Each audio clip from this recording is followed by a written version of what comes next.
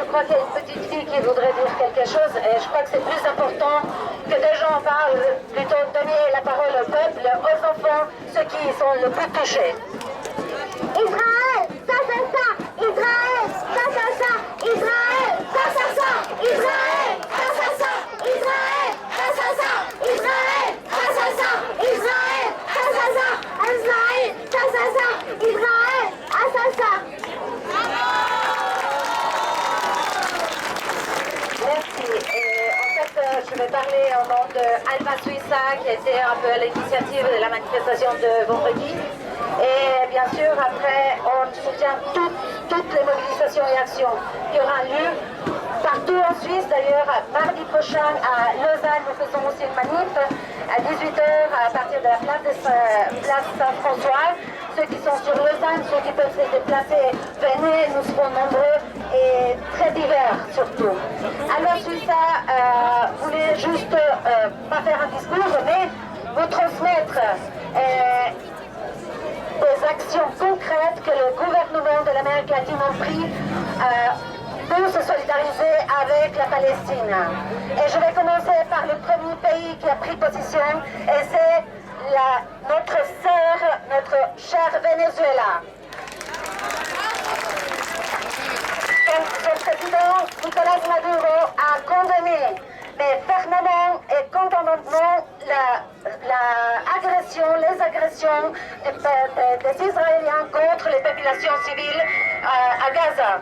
Et de plus, demande à la communauté internationale de prendre ses responsabilités et ne pas nous laisser en tant que complices d'un massacre, d'un génocide.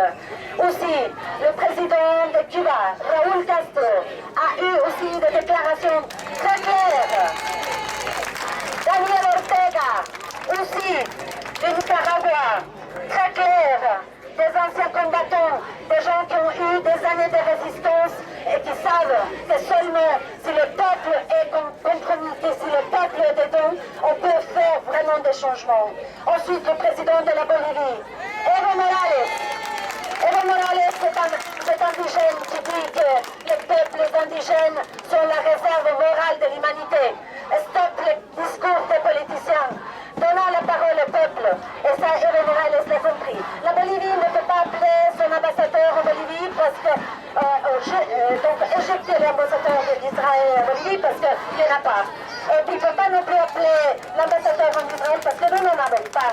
Cependant, une des multinationales qui est sioniste, le McDonald's, a fait faillite dans notre pays et ça, c'est une acte révolutionnaire. Je ne vais pas oublier l'Équateur qui a pris aussi une position claire. C'est des pays qui sont en train de se positionner, de prendre ses responsabilités en main. Le continent latino-américain, c'est l'avenir de l'humanité. Je n'oublierai pas que le Chili a pris même des décisions drastiques en casser toute relation commerciale avec l'Israël.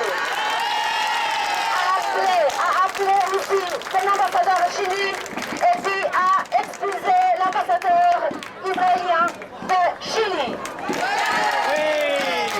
Stop les discours, passons à l'action. Passons à l'action. Et c'est les citoyens du monde, la base qui feront la différence. Merci.